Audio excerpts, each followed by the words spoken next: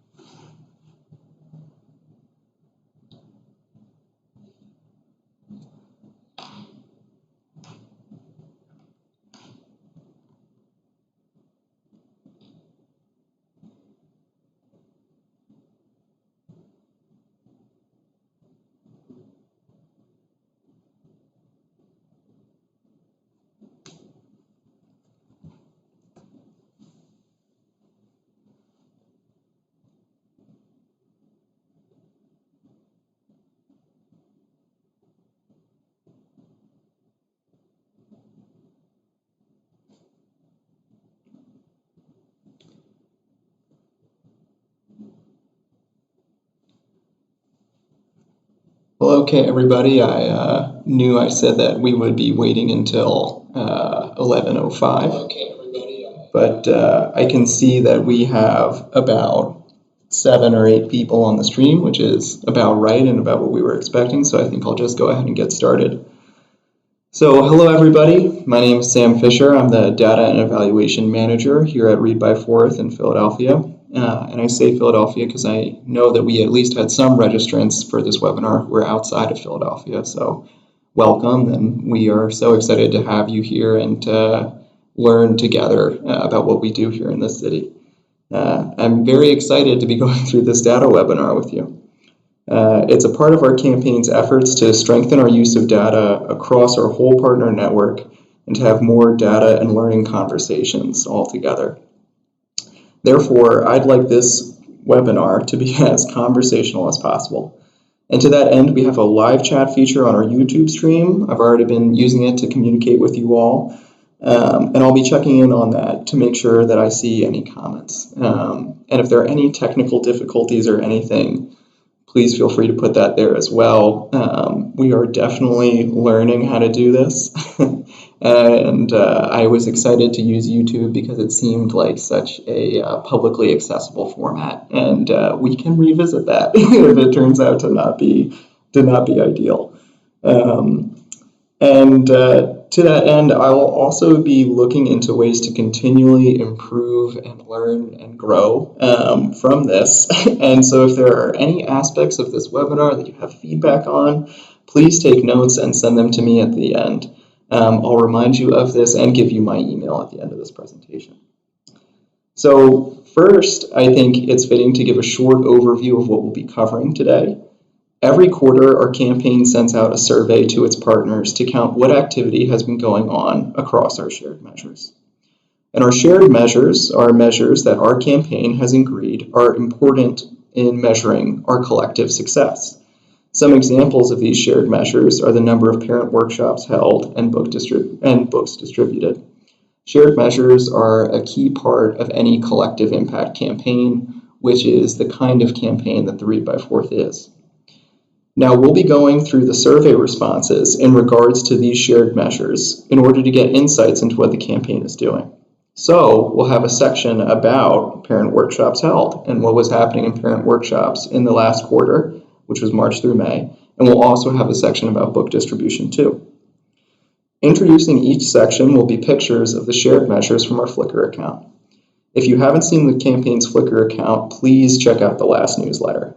It's full of amazing images of families, children, campaign partners, and activities of the campaign that can help you tell your story. These pictures are also data, and as the saying goes, a picture is worth 1,000 words, and that is a lot of data. Now, to begin, I thought I would start us off with a picture from our Flickr account of some of our children. I think numbers are always simplifications just by nature of being a number. It's an abstraction. And that's very useful because I think when we can simplify what we're talking about, we can gain insight into it in interesting ways. And that sometimes when we hold on to too many details, we can't quite see the bigger picture. But at the same time, I think it's really good to remind ourselves in such a clear and touching way just what we're driving at and what at the end of the day, the result of our work would look like. Okay, so first I want to talk about our survey overall and look at this lovely illustrative picture of a partner at our summit last March engaging in a rich conversation. And so we're going to look at the overall survey responses. Now, we saw 46 partners submit data, and that means that we've grown a little bit, and we've steadily grown a little bit since starting this work almost 3 years ago. But we haven't grown our partner responses quite as quickly as we've grown our partner network. Our partner network is now over 130 partners, which is much, much larger than how we started. But I don't think that it's necessarily a bad thing that we haven't seen the partners submitting data grow quite as large. I think it's an interesting thing, and I think it's worth investigating and worth trying to understand more about. Some possible reasons that we might not be seeing the number of partners that are responding to the survey grow as fast as the partner network might be because of the different types of partners that we're engaging now versus what we were engaging before, how they may do different things, how they may be staffed differently. Not all organizations are staffed to give data readily or collect data readily. And also how we're engaging them and the kind of partnerships that we're making. And we've made some really, really exciting partnerships with people in the health sector, and maybe, most of what they're doing isn't relevant for the partner survey, but they're still engaged in really important activity. And then there's also how their stories get told, which is kind of like how the data gets back to us. Reading captains are a major partner for us, an absolutely major partner. And we collect their stories through a number of different ways, whether that's regional meetings or through their Reading Captains app, where they tell us with great pride and enthusiasm where they've been working and what they've been doing. Now, I also want to open it up if anyone has any alternate hypotheses or alternate reasons, or if anyone on here now is one of those new partners or is one of those consistent givers.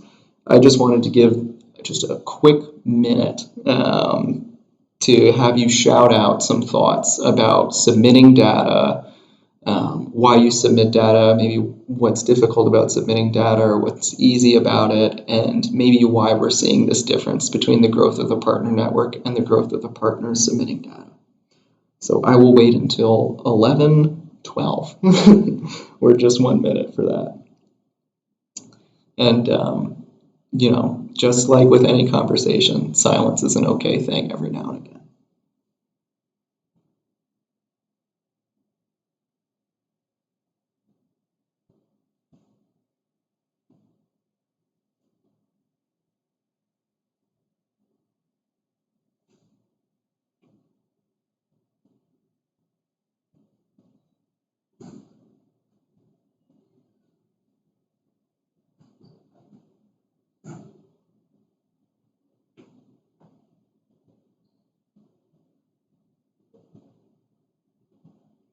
All right.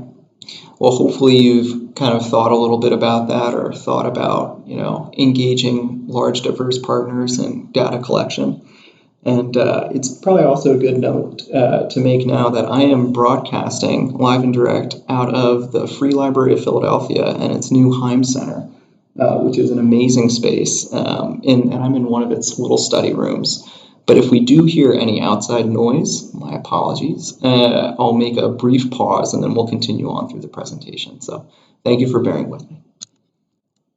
All right, now this part just makes me so happy, partly because of the photo, but we are going into parent workshops.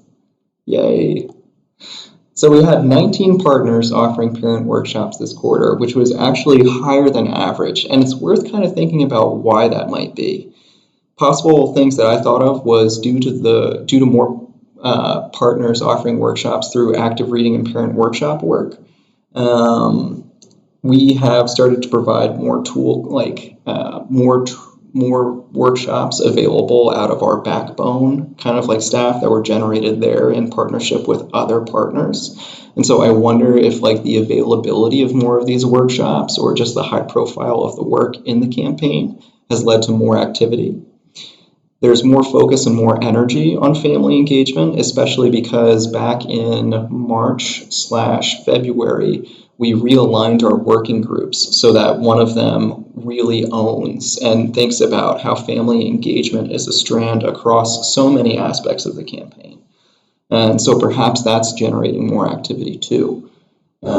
Again, just really would love to hear from you if you are one of those partners or if you have an alternate hypothesis, but the big takeaway is that we're seeing more partners doing the workshops.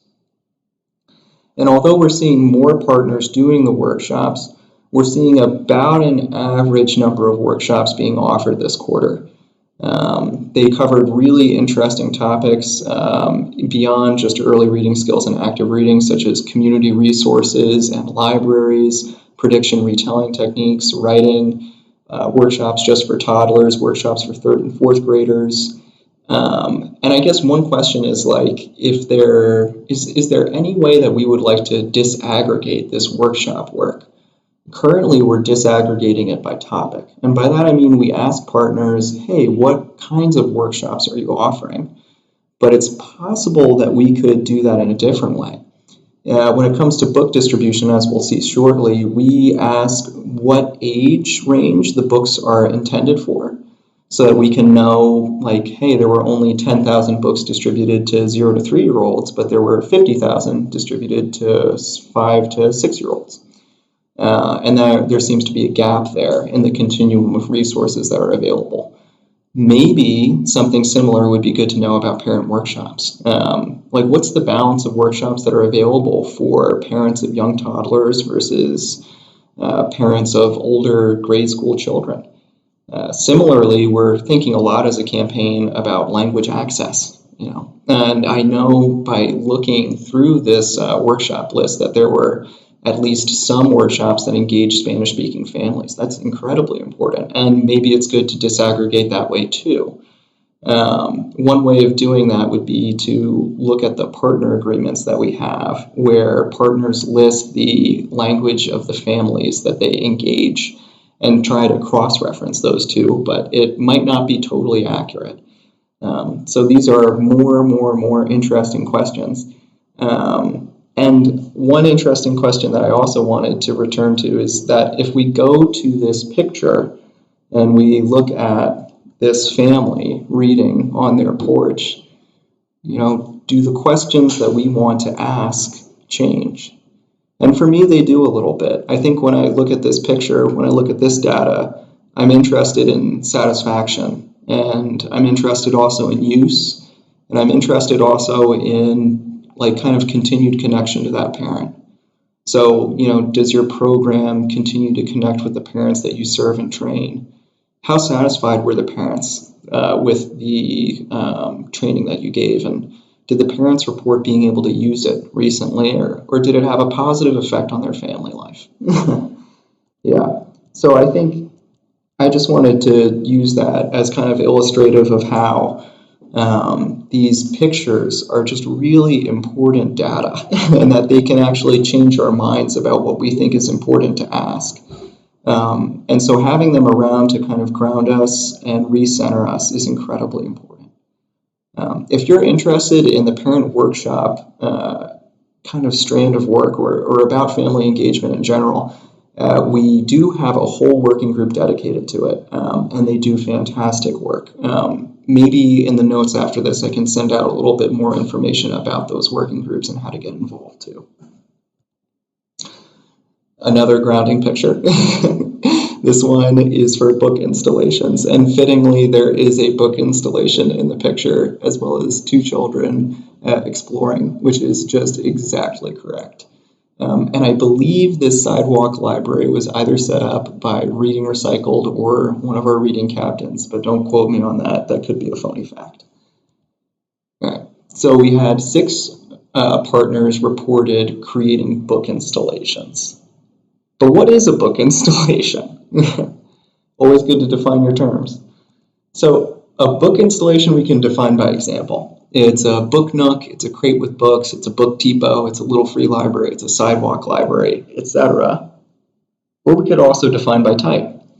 It's a space designed for children to access a book where they can sit and read. Or it's a space designed to provide books that children can take home.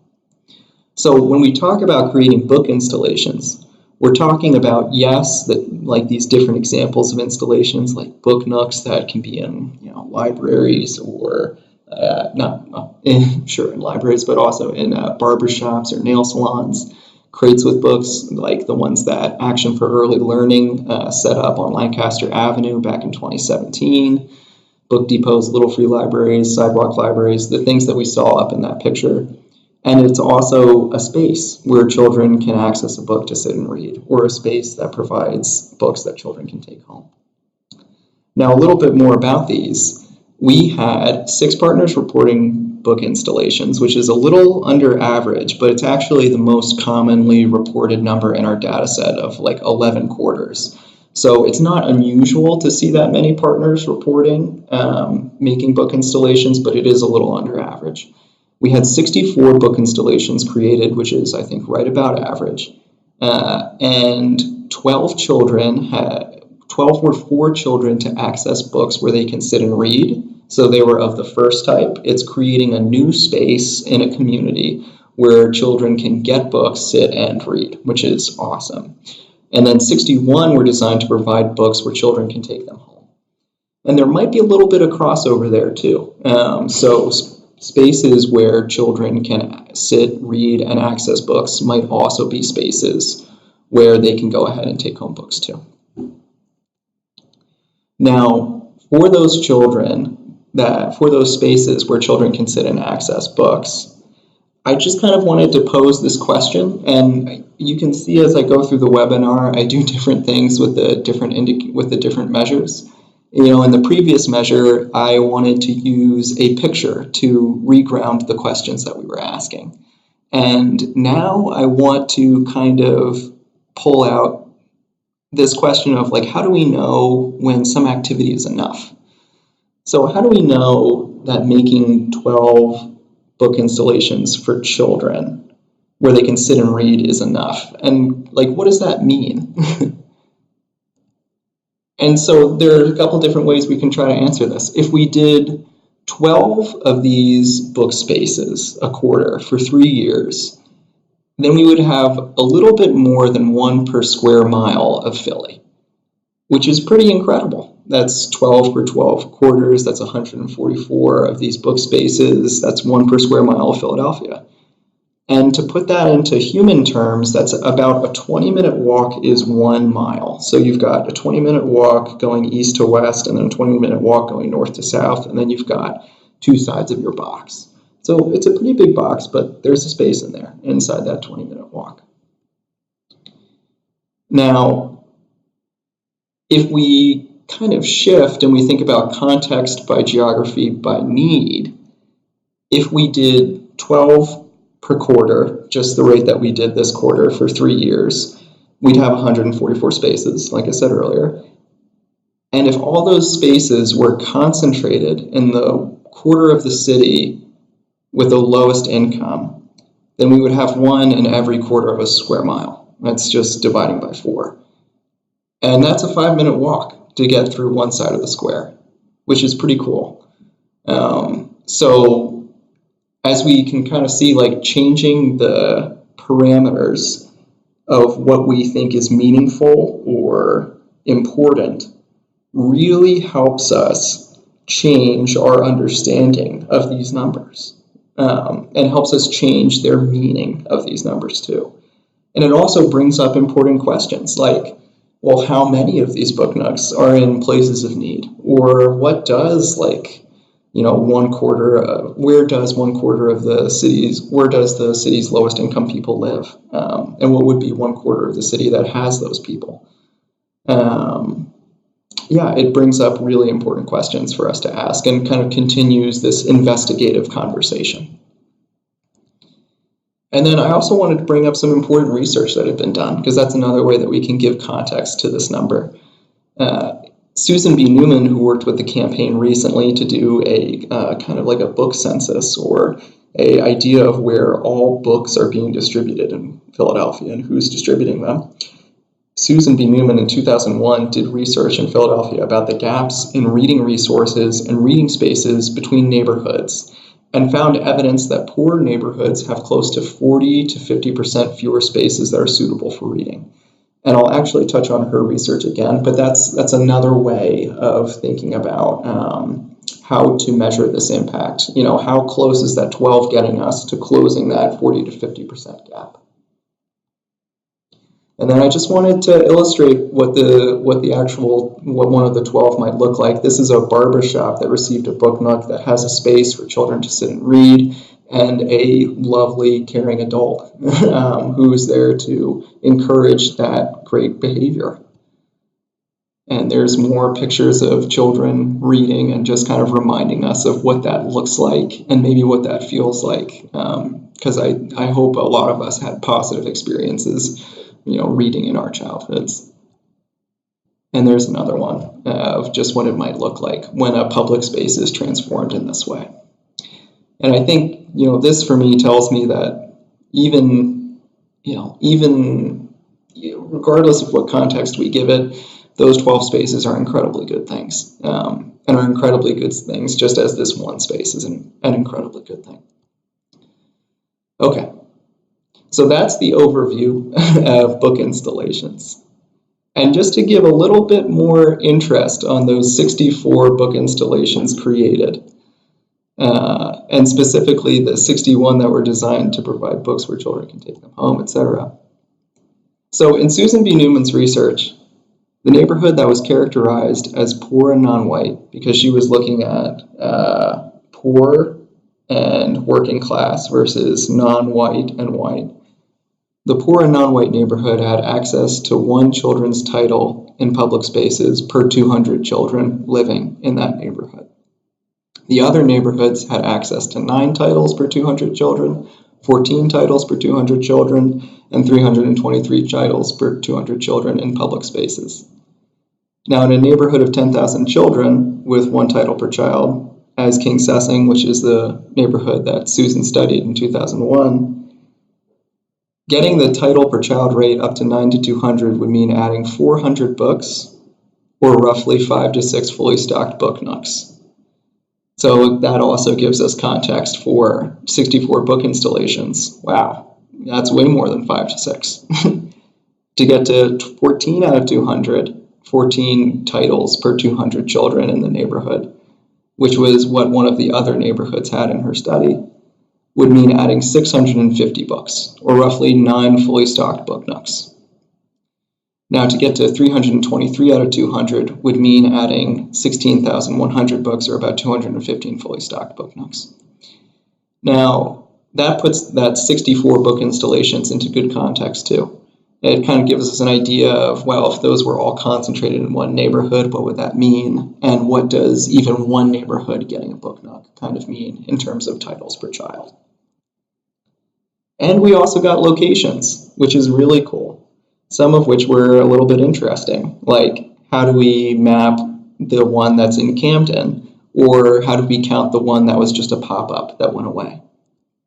You can find all those locations on our impact map by going to readbyfourth.org/impact/program map.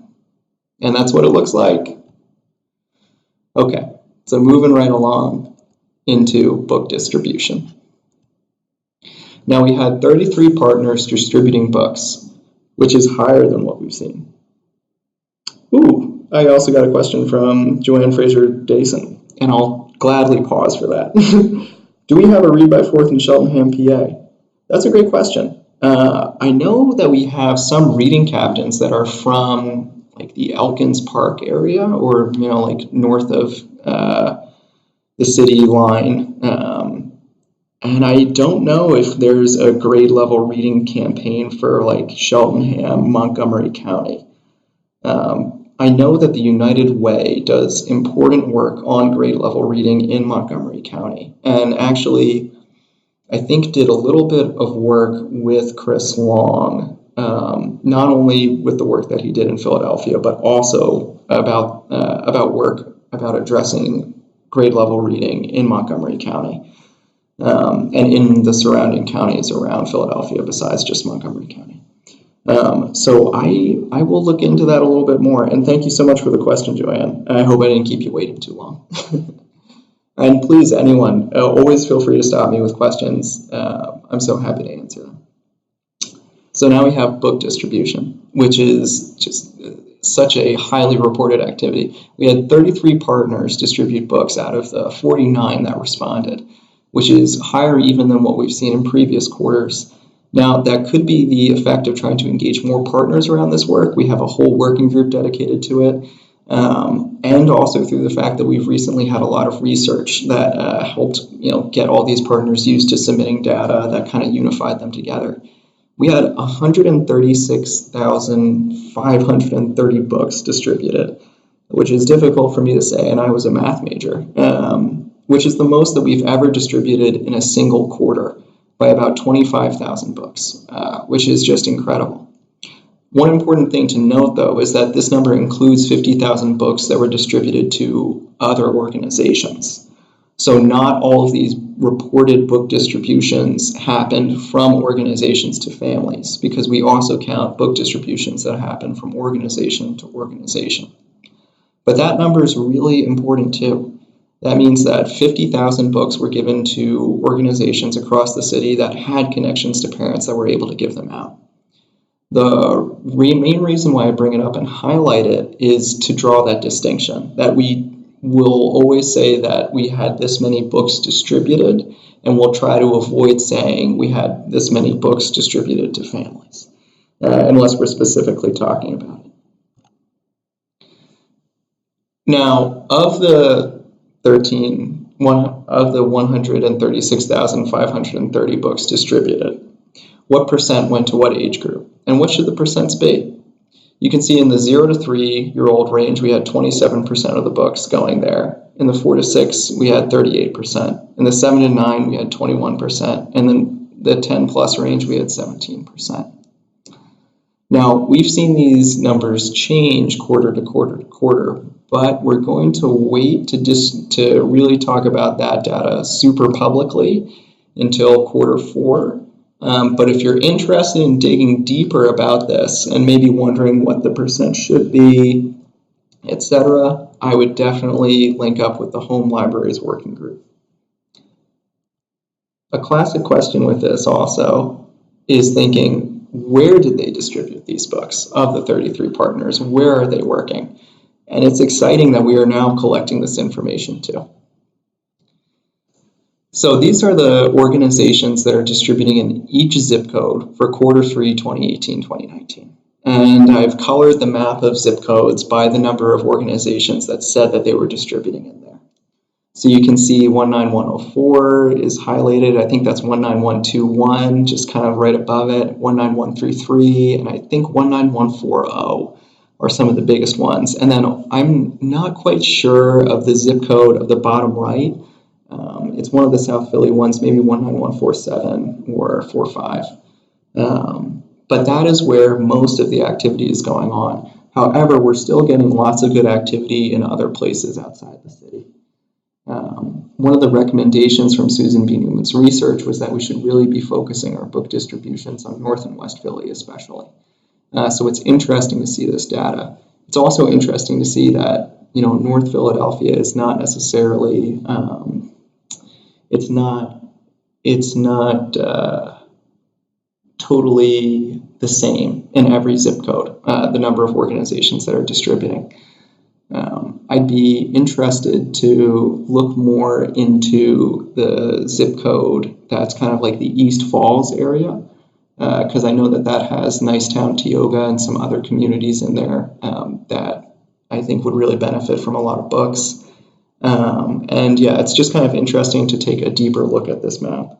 And if you're interested in doing that, again, the Home Libraries Working Group is the place to go.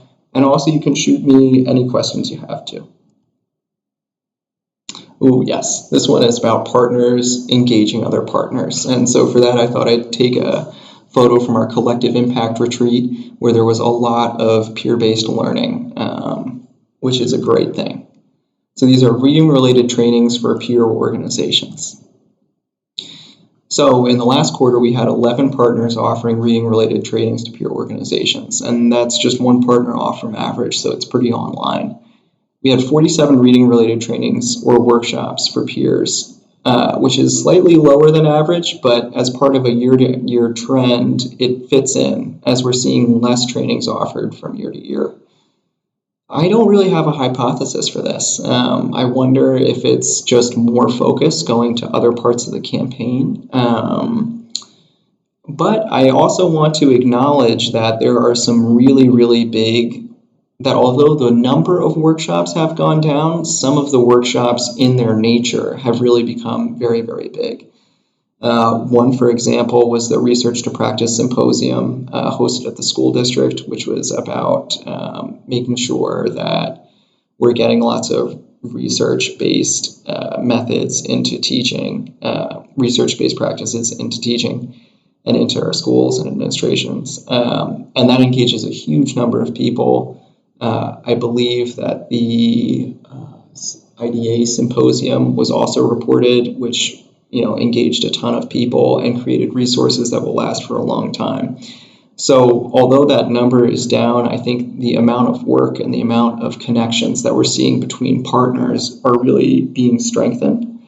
And that's something that we will actually be testing more and more and more as our Spark policy evaluation goes on, which is basically just trying to set us up to measure, test, and learn the success of the campaign as a campaign, and also as building kind of like the professional field out in Philadelphia. And this next one is teacher trainings. So we had 9 partners offer free teacher trainings to support implementation of evidence-based literacy instruction, and that's slightly below average. 27 trainings were reported, which is also below average. There was a recent restructuring of working groups, which kind of might have contributed to just either a lack of responses or a lack of engagement from partners in that area. We switched from instructional strategies working group to instructional support and teacher preparation. So I would expect to see these numbers rebound, especially as that group begins to meet really regularly in the fall. We also have a focus on parent workshops and early reading skills. So some of the activities of that previous teacher support of the instructional strategies working group was being directed towards like parent engagement and parent-based trainings, which have now been siphoned off into a different working group. So I wonder if that alignment kind of jostled some of the reporting. I think we'll see this number bounce back up soon. And then finally, I just wanted to end with some really, really, really amazing partner highlights. So that's Mayor Jim Kenney with some of our partners at the summit back in March. And yeah, our partners submit incredible data to us, and I think it's so great to take the opportunity to share that on a just as wide of a level as possible. So one is from the Free Library of Philadelphia, where the Books for Writing Readers program was implemented and successfully distributed 17,540 books for pre-K through second graders. And that includes distributions taking place in May, which I know they did not report in the March through May quarterly survey. So thank you to the library for all that great work, getting good books into the hands of pre-K through second graders. We also saw that AIM Institute had their 7th annual Research to Practice Symposium for Reading Math in the Brain, connecting the research and practices to that work. It was held on Monday, March 11th in 2019, and free on-demand video access to the speaker sessions are now available. So if you're interested in connecting research to practices that work in regards to teaching reading math in the brain, please go check out that link below. Center for Literacy had their end of the semester celebrations and were able to provide families with books for children that they received through the partnership with Read by Fourth and Philadelphia Reads to help prevent summer slide. And in addition, they provided the parents with $25 gift cards from Walmart. The celebration consisted of each family providing an entree from their native country and describing if the dish was a family recipe or a popular food. Each participant enjoyed the different foods and learning everyone's culture. One of the things that we see in our partner workshop data is that partners really are able to infuse these essential activities with other things that are just so important. And celebrating diversity, celebrating families that are not from where this is not their native country is so important. Not only for the good of reading on grade level, but also for the good of having successful families. So that is great work. We had a great partnership emerge between Families Forward, People's Emergency Center, and the Children's Hospital of Philadelphia to host monthly Cooks and Books events for families in the community garden at Chop Carabots. Again, just taking more parts of literacy and showing how it connects to other parts of life and using it to strengthen families in a holistic way. That's absolutely wonderful and is going to mean so much to those families and to their children as well. First Up conducted 83 legislative visits with state policymakers to advocate for increased funding for early learning programs to help ensure children 5 and younger have skilled teachers and adequate resources to engage in literacy. That work is so important, and I love to see that we have organizations that are working with legislatures, we have organizations that are working with families for whom this is not their place of birth, we have partners that are making incredible partnerships across organizations in different domains, healthcare, education, homelessness, etc. So I think our partner network is just really, really, really strong. And I am so excited to be collecting information about that and sharing that back to that partner network as well. One final one is Historic Bear Hill, who pays their school mothers and grandmothers to be K-2 assistants in the classroom. They recruit, train, and do clearances for about 30 plus volunteers, mostly retired, as reading tutors. And that is incredible. I love the idea of compensating people that are doing great work, and also just leveraging resources and champions in the community that are already there to assist in schools and classrooms. So thank you, Historic Fairhill. Now, even more as well as upcoming activities, even more highlights as well as upcoming activities will be distributed in the newsletter after this webinar, as well as recent learnings and other things. Now, I know that we have about 5 minutes left. Were there any outstanding questions, thoughts, or feedback that anyone had? Again, feel free to use the chat. You can also just save them and send it to me via email. Also, if you don't have anything you can dip out, that's okay. I'll just be on the line for these last 5 minutes. And if I have any questions come through, I will answer them. I'm also going to get a drink of water. This was a lot of talking. Thank you so much for bearing with me, everyone.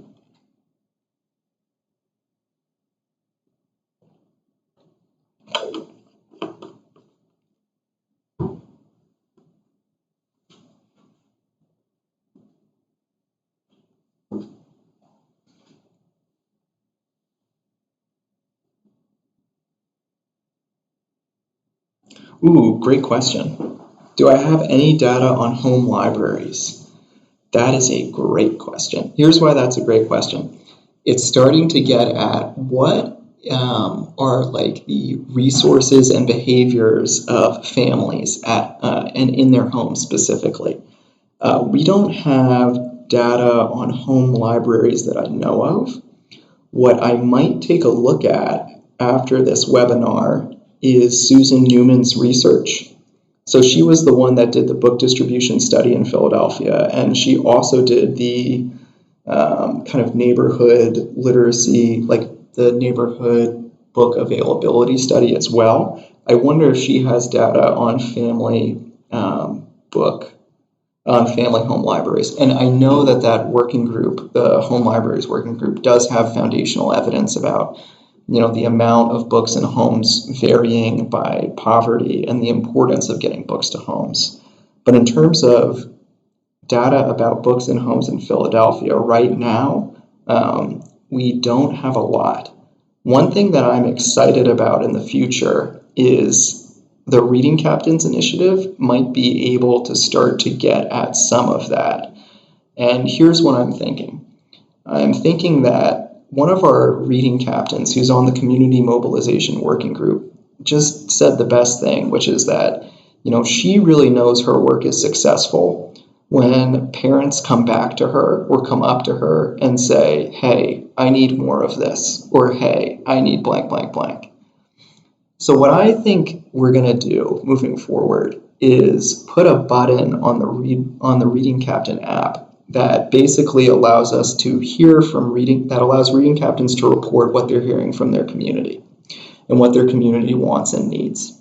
And that way we can start to get a sense of, hey, we've heard from 20 reading captains that families really need more books in homes. So we won't necessarily know like how many books in homes those families have. We won't necessarily know, like where they are exactly, but we will know the amount of activity and the amount of interest there is around that.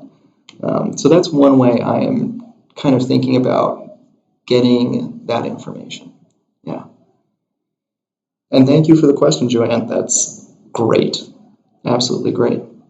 And yeah, and it might be possible to, if there are partners that work really closely with families, to begin to ask those questions of them too. Like, I'm even thinking some of the home visiting programs like Parent Child Plus, do they have information on, just on average, for the homes that they visit, how many books do they have? And how do the parents feel about that? Ooh, yes, Abby, bringing up a good point that Joanne might be interested in the next home libraries working group meeting. And I will definitely take the opportunity to send out information about the working groups at the end of this webinar.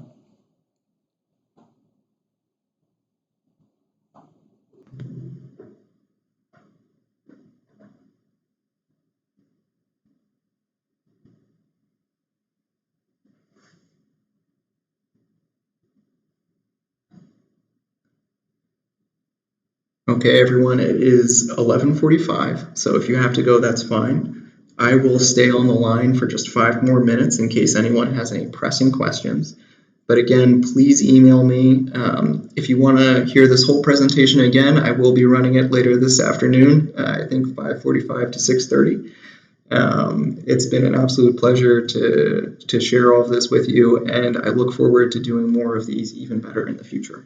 So thank you so much, and I will be here for 5 more minutes.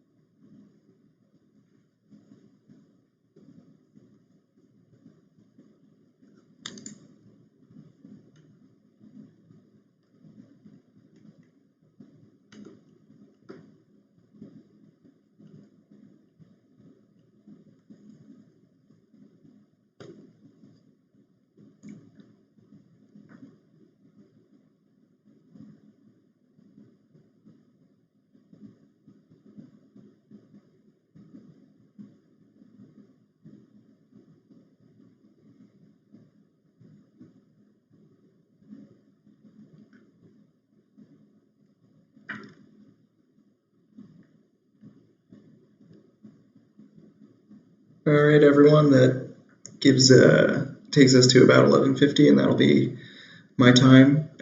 So thank you all for being here, and the live stream might look a little bit weird as I try to exit it, but don't worry too much. Let's see.